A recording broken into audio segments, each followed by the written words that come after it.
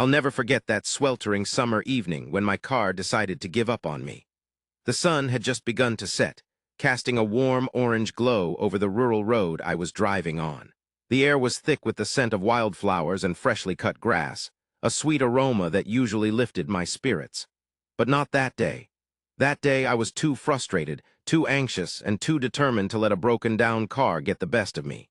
As I pulled over to the side of the road, a cloud of dust rose from the dry earth, and I could feel the sweat dripping down my face. I groaned, knowing that this was not what I needed. Not now. Not when I had just escaped the chaos of the city for a peaceful weekend in the countryside. I popped the hood of the car and gazed at the puzzle of wires and machinery that lay before me. I had never been much of a mechanic, but I was determined to fix this myself. I didn't need anyone's help. I didn't need to be rescued. Just as I was starting to tinker with the engine, a horse's neigh echoed through the air, followed by the soft thud of hooves on the ground. I turned to see a tall, dark-haired cowboy riding towards me on a majestic brown horse. His eyes, a piercing blue, locked onto mine, and for a moment I felt a shiver run down my spine.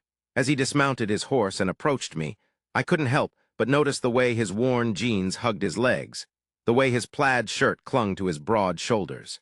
He was a ruggedly handsome man, with a quiet confidence that was both captivating and unnerving. "Looks like you're having some trouble," he said, his voice low and smooth like honey. "Can I help you out?" I bristled at his offer, my independence rising to the surface. "No, I've got it," I said, trying to sound confident, trying to sound like I knew what I was doing. The cowboy raised an eyebrow, a small smile playing on his lips. "You sure? I'm happy to lend a hand." I shook my head, my ponytail swinging behind me. "No, really, I'm fine." He nodded, his expression unreadable. "All right, then. Suit yourself." As he mounted his horse and rode away, I watched him with a mixture of relief and guilt. Who was that mysterious cowboy, and why did I feel like I'd just made a mistake? As I walked down the main street of the local town, I couldn't shake off the feeling that I'd seen Jack before. Our brief encounter at the ranch had left me with more questions than answers, and I was determined to uncover the truth about this mysterious cowboy. I approached the old diner, where the locals gathered to share stories and gossip. The scent of freshly brewed coffee and baked goods filled the air as I pushed open the door. Inside, the diner was bustling with activity, the townspeople chatting and laughing as they went about their day. I spotted a group of elderly men huddled in the corner, sipping their coffee and eyeing me with curiosity. I took a deep breath and approached them, hoping to gather some information about Jack. "Excuse me, gentlemen," I said with a smile. "I was wondering if you could tell me a bit about Jack, the cowboy I met at the ranch yesterday."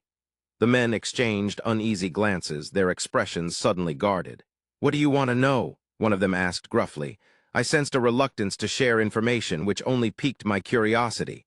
"Just general stuff," I replied nonchalantly. "What's he like? What does he do?" The men seemed hesitant to respond, their eyes darting around the diner as if searching for an escape route. Finally, one of them spoke up, his voice low and cautious. "Jack's a good man, Emily. He's been around these parts for years, helping out on ranches and farms. He's well respected in the community." I nodded, intrigued by their reverence for Jack. "That's great to hear, but what about his personal life? Is he married? Does he have any family?" The men shifted uncomfortably in their seats, their faces tight-lipped.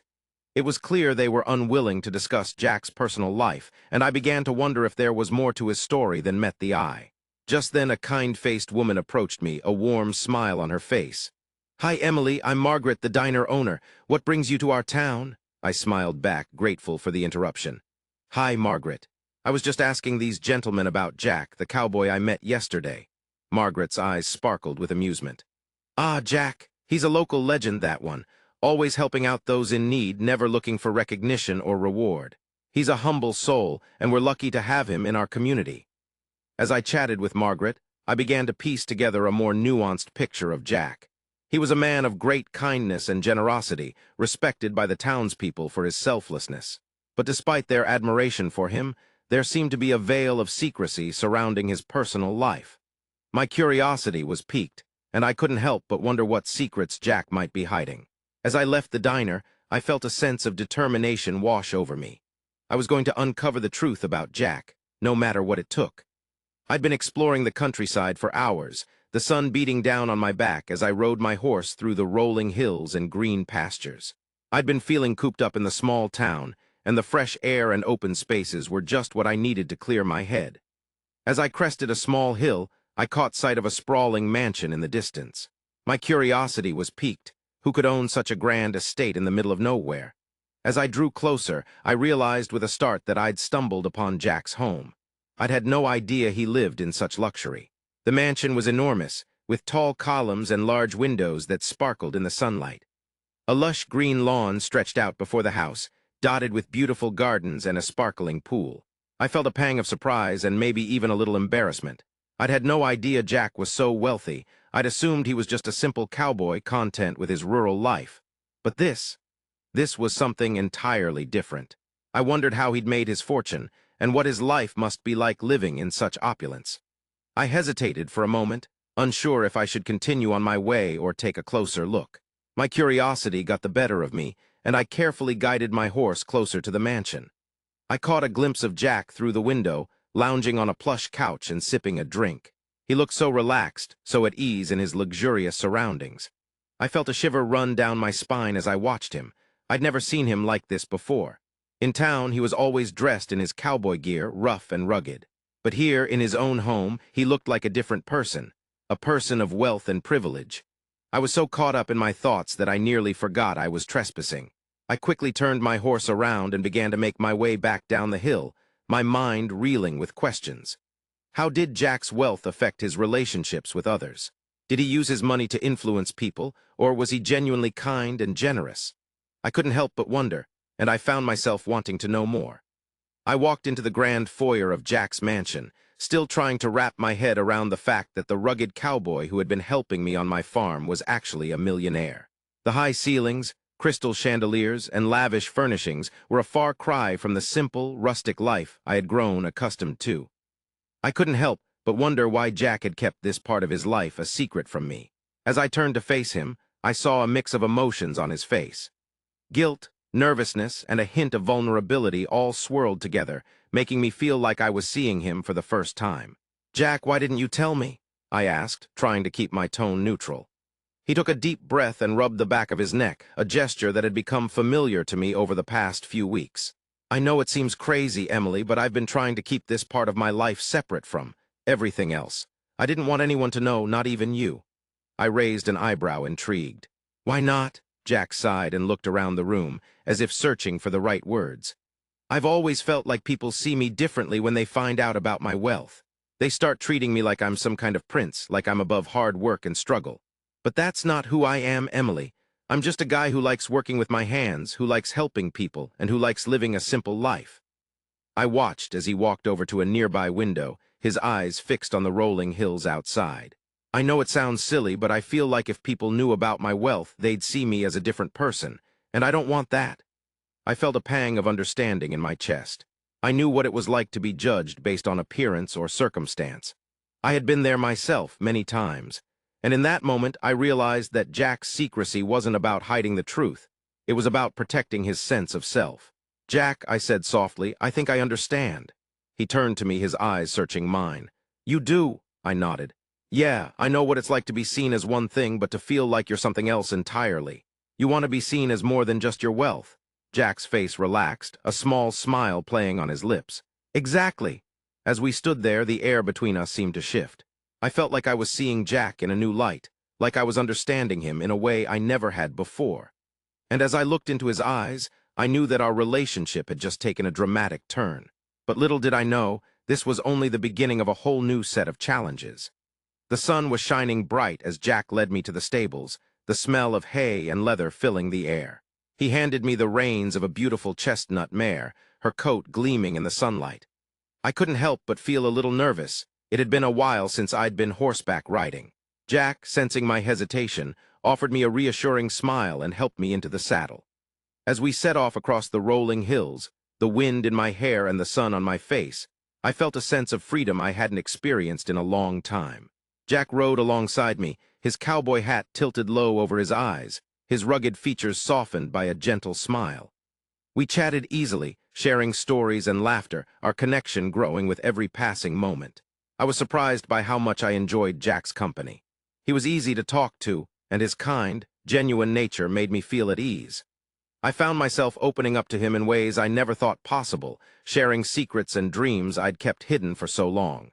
Jack listened attentively, his eyes sparkling with interest, and I felt like I was truly being heard. As the day wore on, our conversation turned from light-hearted chatter to deeper, more meaningful discussions. Jack spoke about his past, about growing up on the ranch, and the lessons he'd learned from his family. I listened, captivated by his stories, and found myself feeling a deep sense of respect for this man beside me. I couldn't help but notice the way Jack's eyes crinkled at the corners when he smiled, or the way his hair curled slightly at the nape of his neck. I felt a flutter in my chest, and suddenly I realized I was falling for him. Hard. But what did I really know about Jack? He was a cowboy, a man of simple means, or so I thought. Yet there was something about him that seemed different, something that hinted at a deeper complexity, a hidden truth. I pushed the thoughts aside, not wanting to ruin the magic of this moment. Besides, did it really matter who Jack was, as long as he made me feel the way I did? As the sun began to set, casting a warm orange glow over the landscape, Jack reined in his horse, and I followed suit. We sat in silence for a moment, taking in the breathtaking view, the air filled with the sweet scent of blooming wildflowers. It was as if time itself had slowed down, and all that existed was the present moment, the two of us, suspended in a world of our own creation. I glanced over at Jack, and he caught my eye, his gaze holding mine with a deep intensity. I felt my heart skip a beat, and I knew in that instant that I was in trouble. Big trouble. The kind of trouble that could change the course of my life forever. I couldn't shake off the feeling that I was stuck in a whirlwind, with my whole world spinning around me. Jack's world was so different from mine, and I was starting to feel like I was drowning in it. The lavish parties, the expensive gifts, the luxurious ranch, it was all so overwhelming. I would look at Jack and my heart would skip a beat. I loved him, there was no doubt about that, but the fear that was slowly creeping in was suffocating me. What if I wasn't good enough for him? What if I couldn't keep up with his lifestyle? What if he realized that I was just a small-town girl, not fit for his millionaire world? I tried to push these thoughts away, but they lingered, haunting me. Jack seemed to sense my unease, and he would ask me what was wrong. But I couldn't bring myself to tell him. I was afraid that he would think I was weak, or that I was only interested in him for his money. Little did I know, Jack was struggling with his own doubts. He would look at me, and his eyes would fill with a mix of love and fear. He was afraid that I might only be interested in him for his wealth, that I might not truly love him for who he was. He was scared that I would leave him once I got what I wanted. One night, as we sat by the fireplace watching the stars twinkle above, Jack turned to me with a serious look on his face. "Emily, can I ask you something?" he said, his voice low and husky. I nodded, my heart racing with anticipation. "What do you really want from me?" he asked, his eyes searching for the truth. I was taken aback by his question. What did I want from him? I wanted his love, his trust, his heart. But how could I convince him of that when I was still struggling with my own doubts? I took a deep breath, trying to gather my thoughts. But before I could answer, Jack's phone rang, shrill and loud in the silence. He hesitated for a moment, then got up to answer it. As I watched him walk away, I couldn't help but feel that our relationship was at a crossroads. We were standing at the edge of a cliff, staring into the unknown. Would we take the leap of faith, or would we let our doubts and fears tear us apart? I'll never forget the day, Jack, and I finally had the courage to face our doubts and fears head-on. We sat down together, just the two of us, and had a heart-to-heart conversation that would change everything. The air was thick with tension as we began to talk, but as we shared our thoughts and feelings, the weight began to lift off our shoulders. We were sitting on the porch of Jack's ranch, surrounded by the rolling hills and vast open spaces that had become my sanctuary. The sun was setting, casting a warm orange glow over the landscape, and a gentle breeze rustled the leaves of the trees. It was as if nature itself was urging us to be honest and open with each other. As we talked, I realized that so much of our struggles had been due to misunderstandings and miscommunications. We had both been holding back, afraid to express our true feelings and desires. But now, with the air cleared, we could finally see a glimmer of hope for our future together. Jack took my hand in his eyes locking onto mine with a deep intensity. "I want to spend the rest of my life making you happy, Emily," he said, his voice low and husky. "I want to wake up every morning with you by my side, to explore the world together, and to build a life filled with love, laughter, and adventure." My heart skipped a beat as I looked at him, my mind racing with the possibilities. I knew that I wanted the same thing, to build a life with Jack that was filled with purpose and meaning. "I want that too," I said, my voice barely above a whisper. As we sat there, holding hands and looking out at the breathtaking view, I knew that we were on the cusp of something amazing. We were two people from different worlds, but we had found a common ground, a shared passion for life and for each other. We started making plans for our future together, combining our passions and interests in ways that excited and inspired us. We talked about building a sustainable ranch, one that would showcase Jack's expertise as a cowboy and my knowledge of environmental science. We talked about traveling the world, exploring new places and experiencing different cultures. And we talked about building a home, a place where we could rest and recharge, surrounded by the beauty of nature. As the stars began to twinkle in the night sky, Jack and I knew that we had found our way forward. We had found a glimmer of hope, a sense of purpose and direction that would guide us through the ups and downs of life. And as we sat there, wrapped in each other's arms, I knew that nothing could ever extinguish the flame of love that burned between us. But as we looked forward to our future, I couldn't shake the feeling that there was one final challenge waiting for us, one that would test our love and our resolve. The public's reaction to our relationship was still unknown, and I couldn't help but wonder what lay ahead. Would we be able to overcome the scrutiny and criticism that came with being in the public eye? Only time would tell, but for now, I was content to bask in the glow of our love and to cherish the hope that we had found together. I still remember the day the local media discovered Jack's wealth and our relationship. It was like a wildfire spreading through the small town, with everyone talking about the cowboy millionaire and his mysterious girlfriend. At first, I was overwhelmed by the attention. People would stop and stare at us on the street, whispering to each other and pointing fingers. The local newspaper ran a front-page story about Jack's wealth and our relationship, with a giant headline that read, "Cowboy Millionaire Lasso's Local Heart." I felt like I was living in a fishbowl, with everyone watching my every move. I started to wonder if I was ready for this kind of scrutiny. Jack, on the other hand, seemed to take it all in stride. He just smiled and waved at the cameras, his cowboy hat tipped back on his head. But as the days went by, the attention started to take its toll. People would make snide comments about me, saying I was only with Jack for his money. They would question my intentions and my character without even knowing me. It hurt, but I tried to ignore it, focusing on my love for Jack and his love for me. Jack was my rock during that time. He would hold me close and tell me that he didn't care what anyone else thought. He said that he knew me, and that was all that mattered. He reminded me that we were in this together, and that we would face whatever came our way, side by side. As we navigated the attention and criticism, I realized that our love was stronger than any rumor or gossip. We were resilient, and we would not let the opinions of others tear us down. We would stay true to ourselves and our love, no matter what. And as the public's attention slowly started to die down, I felt a sense of relief wash over me. I knew that we had weathered the storm, and that our love had come out stronger on the other side. I looked at Jack, and he smiled back at me, his eyes shining with love and adoration. I knew that we still had a long way to go, but for the first time in a long time, I felt like we could finally focus on our future together. We could finally start planning for a life filled with love, laughter, and adventure. And I couldn't wait to see what the future held for us. I woke up to the sound of birds chirping outside our bedroom window, the warm sunlight peeking through the curtains. It was a beautiful day, and I couldn't help but feel grateful for this new chapter in my life. Jack and I had finally weathered the public storm, and we could now focus on building our life together. As I got out of bed, I noticed Jack was already up, sipping coffee on the porch. I joined him, and we sat there in comfortable silence, watching the sun rise over the vast open land. It was moments like these that I cherished the most, just being together, enjoying each other's company, and appreciating the beauty of nature. We had settled into a comfortable routine, balancing our individual pursuits with our life together. Jack would spend his days working on the ranch, while I would focus on my art and volunteering at the local animal shelter. It was a perfect balance, and we would often meet in the middle of the day for a picnic lunch or a ride through the countryside. As we sat on the porch, Jack turned to me with a twinkle in his eye. "You know, Emily, I've been thinking. Maybe it's time we start making plans for the future." My heart skipped a beat as I wondered what he had in mind. I was thinking we could build a home, something that's truly ours, and maybe, just maybe, we could start a family of our own. My eyes welled up with tears as I thought about the possibility of becoming a mother. It was something I had always dreamed of, but never thought I'd have the chance. Jack's words filled me with hope and excitement, and I knew that this was the start of a new journey for us.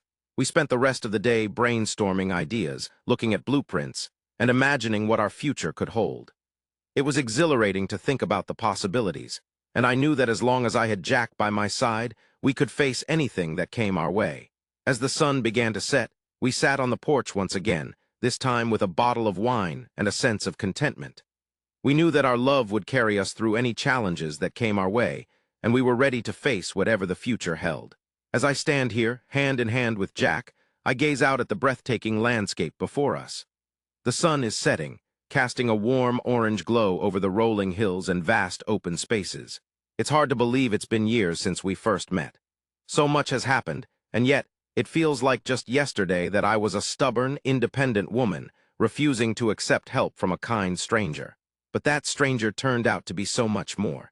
He's not just a cowboy with a heart of gold. He's also a millionaire with a vision for a better future. And as we look out at the land we've built our life on, I realize that our love has created a lasting legacy. We've built a home, a community, and a life together, one that's filled with hope, love, and possibility. As we reflect on our journey, I'm struck by the twists and turns that brought us to where we are today. The ups and downs, the triumphs and setbacks, the moments of pure joy and the times of heart-wrenching sorrow. Through it all, our love has been the constant, the rock that's held us together. And now, as we look out at the beautiful landscape before us, I know that our relationship has become a beacon of hope for those around us. We've created a place where people can come to find peace, to heal, and to rediscover themselves. It's a legacy that will endure long after we're gone, a testament to the power of love and the human spirit. I squeeze Jack's hand, feeling a sense of pride and accomplishment wash over me. We've done something truly special here, something that will continue to inspire and uplift others for generations to come. And as the sun dips below the horizon, casting the world in a warm, golden light, I know that our love will endure, a shining example of what's possible when two people come together with courage, hope, and a willingness to dream big.